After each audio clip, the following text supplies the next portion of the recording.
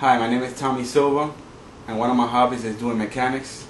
I'm going to show you basic points of what to look for in a car when you need general maintenance.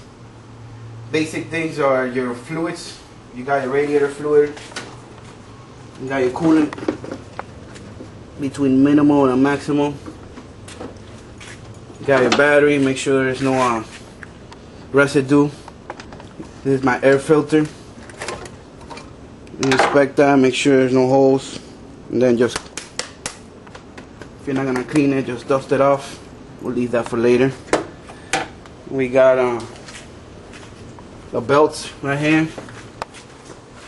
making sure you don't have no cracks on the belts. If you can get a look at this right here.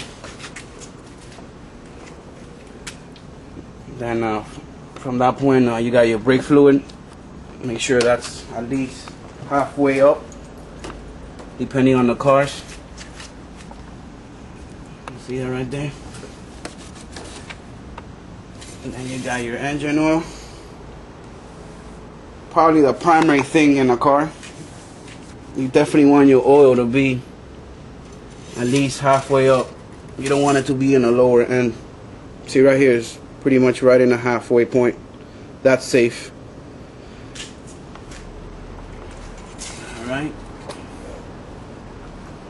Basically, you want to make sure there's nothing cluttering your fans or your radiator. This is a test for when your car is off. You know, you can do other tests when cars make noises sometimes when you have them on, and that's a different type of diagnostic. This is the brake fluid. This is the power steering over here. And basically, got my friend Homer here. Helps me out with mechanics once in a while. You have any questions today for me? Yeah. Where would the transmission fluid be located at? Well, transmission fluid in this car is sealed because it's gear oil. It's manual transmission. So the way you measure it, you take a bolt out the side of the engine here. It's kind of hard to see. And then from there, you just take a measurement and see it. And the average car, you'll have a dipstick. Let's see if I can squeeze that in the video and show different types. Alright, now we got that filter back on there. Got all the big debris out the way. We're gonna go into the tire inspection. Especially here in Miami, you never know when you get rain, so you wanna have some grip here. You wanna have at least, I believe legally, you gotta have 1/4 of an inch in grip. These are fairly new, so you can see it's a fairly good grip there. Around down here, if you look at this piece right here, we got the brake pads and the brake rotor. Brake pads are right here. If you can get a look, you can almost see the brake pad there touching the disc. In this particular car, you can tell the life that's left on it halfway up in there. They're pretty warm, but they're still good. Hit the brake lights for me. I need the... Just step on the brake. You don't need nothing. There you go. See them?